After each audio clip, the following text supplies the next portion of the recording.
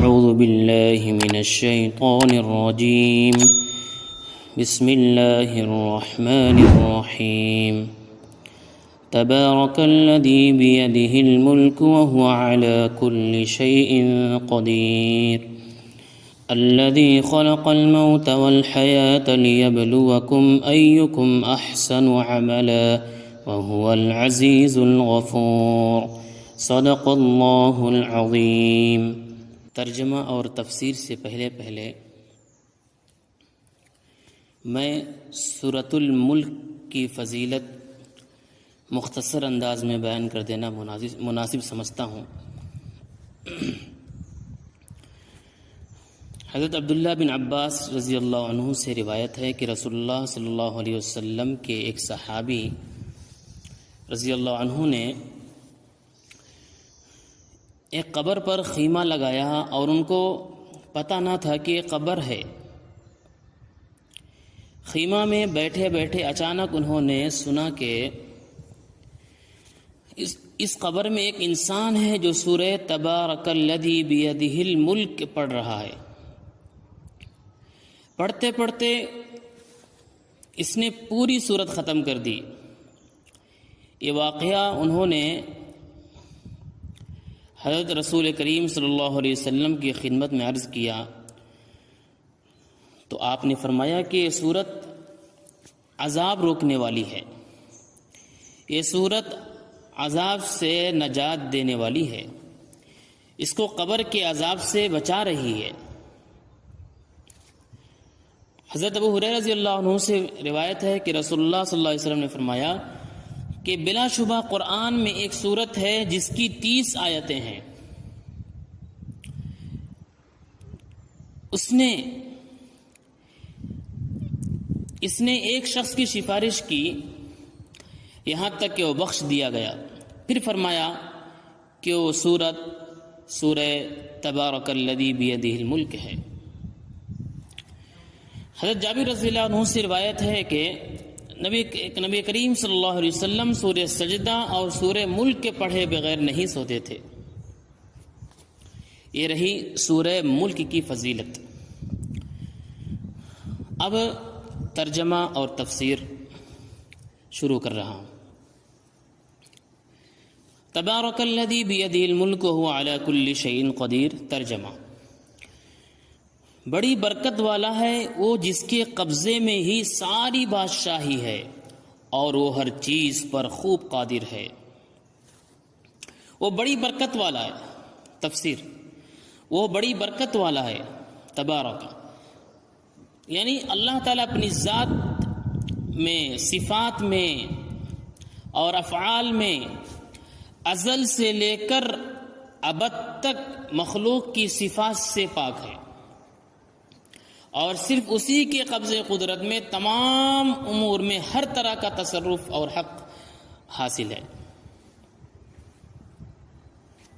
لہذا وہ جس چیز کا چاہے حکم دے اور جس چیز سے چاہے منع کر دے، جو چاہے دے جو چاہے نہ دے، جسے چاہے زندگی دے جسے چاہے موت دے، جسے چاہے عزت دے اور جسے چاہے ذلت دے، جسے چاہے غریب بنا دے اور جسے چاہے امیر بنا دے، جسے چاہے بیمار کر دے اور جسے چاہے شفا دے، جسے چاہے قریب کر دے جسے چاہے دور کر دے.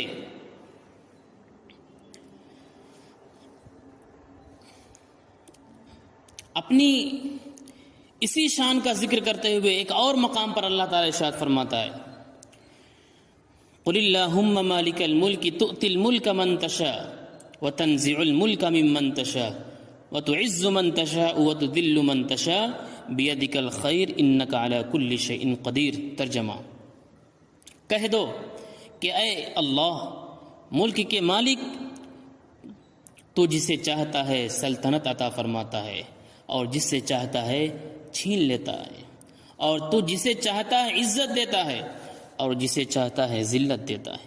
تمام بھلائی تیرے ہی ہاتھ میں ہے، بے شک تو ہر چیز پر قدرت رکھنے والا ہے. الذي خلق الموت والحياة ليبلوكم أيكم أحسن عملا وهو العزيز الغفور. ترجمہ: وہ جس نے موت اور زندگی کو پیدا کیا تاکہ تمہاری آزمائش کرے کہ تم میں کون زیادہ اچھے عمل کرنے والا ہے، اور وہی بہت عزت والا، بہت بخشش والا ہے۔ تفسیر: الذی خلق الموت والحیات، وہ جس نے موت اور زندگی کو پیدا کیا۔ یہاں سے اللہ تعالیٰ کی قدرت کے بعض آثار بیان کیے جا رہے ہیں۔ چنانچہ ارشاد فرمایا کہ اللہ تعالیٰ نے موت اور زندگی کو پیدا کیا، لیبلوکم ایکم احسن عملا، تاکہ تمہاری آزمائش کرے کہ تم میں کون زیادہ اچھے عمل کرنے والا ہے۔ یہاں زندگی اور موت پیدا کرنے کی حکمت بیان کی جا رہی ہے کہ اے لوگو، اللہ تعالیٰ نے تمہاری موت اور زندگی کو اس لیے پیدا کیا تاکہ دنیا کی زندگی میں وہ اپنے احکامات اور منہیات کے ذریعے، ممنوعات کے ذریعے تمہاری آزمائش کرے کہ کون زیادہ فرما بردار ہے، کون ہے جو احکامات پر عمل کرے، اور کون ہے جو منہیات سے رکتا ہے، کون فرما بردار ہے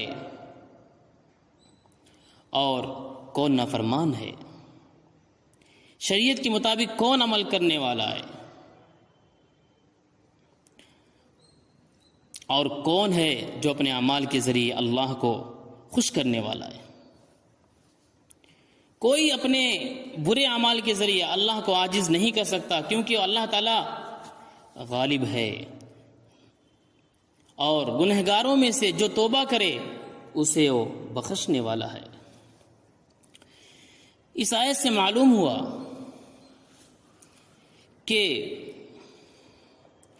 بندے کا ہر عمل خالص اللہ کو خوش کرنے کے لیے ہونا چاہیے، اللہ کی خوشنودی حاصل کرنے کے لیے ہونا چاہیے، اور شریعت کے بیان کیے ہوئے طریقے کے مطابق ہونا چاہیے۔ لہذا جس کا عمل خالص اللہ کی خوشنودی کے لیے ہوگا لیکن شریعت کے بیان کیے ہوئے طریقے کے مطابق نہیں ہوگا تو عمل مقبول نہیں ہے، قبول نہیں ہے۔ اسی طرح جس کا عمل شریعت کے بیان کیے ہوئے طریقے کے مطابق تو ہو لیکن وہ اللہ کی خوشنودی کے لیے نہ ہو، بلکہ ریاکاری اور نفاق کے طور پر ہو، تو عمل بھی اللہ کے یہاں قبول نہیں ہے۔ ایک اور مقام پر اللہ تعالی ارشاد فرماتا ہے: انما الہکم الہ واحد فمن كان يرجو لقاء ربه فليعمل عملا صالحا ولا يشرك بعبادت ربه احدا۔ ترجمہ: تمہارا معبود ایک ہی معبود ہے، تو جو اپنے رب سے ملاقات کی امید رکھتا ہو اسے چاہیے کہ نیک کام کرے اور اپنے رب کی عبادت میں کسی کو شریک نہ کرے۔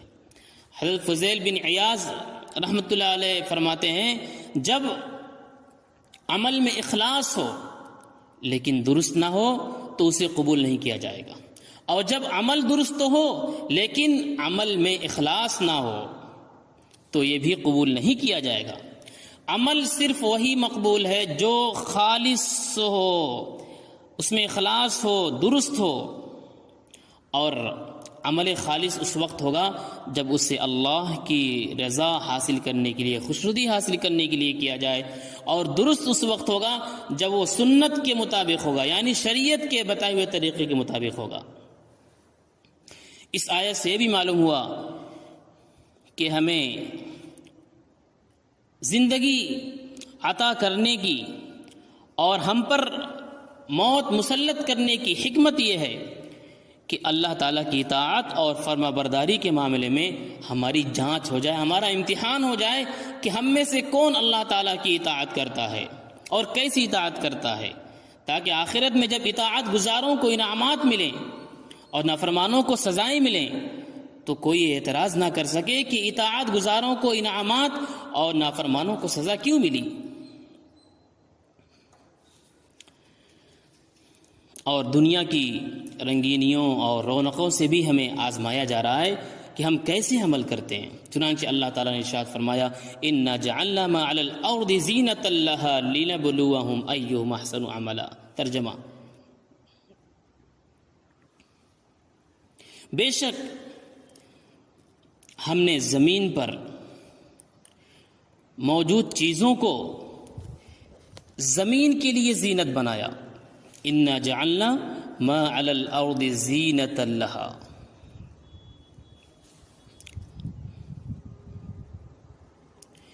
موجود چیزوں کو زمین کے لیے زینت بنائیں تاکہ ہم انہیں آزمائیں، لِنَبْلُوَهُمْ، تاکہ ہم انہیں آزمائیں، أَيُّهُمْ أَحْسَنُ عَمَلًا، کہ ان میں عمل کے اعتبار سے کون اچھا ہے۔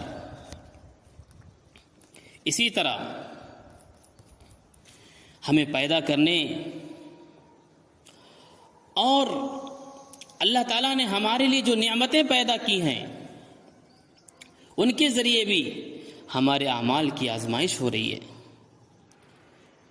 جیسا کہ اللہ تعالیٰ ارشاد فرماتا ہے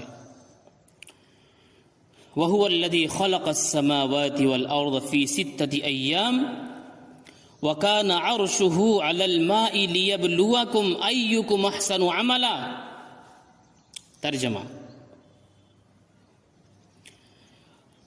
اور وہی ہے جس نے آسمانوں اور زمین کو 6 دن میں بنایا اور اس کا عرش پانی پر تھا، تمہیں پیدا کیا تاکہ تمہیں آزمائے کہ تم میں کون اچھے عمل کرتا ہے۔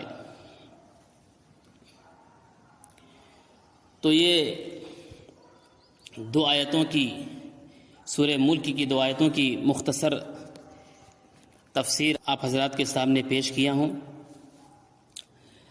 اللہ سے دعا ہے کہ اللہ تعالی ہم سب کو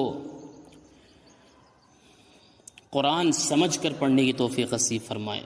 اللہ تعالی ہم سب کو قرآن کی سمجھ عطا فرمائے۔ اللہ تعالی سب کو حافظ قرآن بنائے، اور جو باتیں کہی گئی ہیں 2 آیتوں کی تفسیر میں، ان باتوں پر ہم سب کو اللہ تعالی عمل کی توفیق نصیب فرمائے۔ اور اللہ نے جو ہمیں دنیا میں بھیجا ہے آزمائش کے لیے، امتحان کے لیے، اس آزمائش اور امتحان میں اللہ تعالی ہم سب کو کامیاب ہونے کی توفیق نصیب فرمائے۔ اللہ تعالی ہم سب کو اخلاص عطا فرمائے، ریاکاری سے حفاظت فرمائے، آمین۔ وآخر دعوانا ان الحمد للہ رب العالمین۔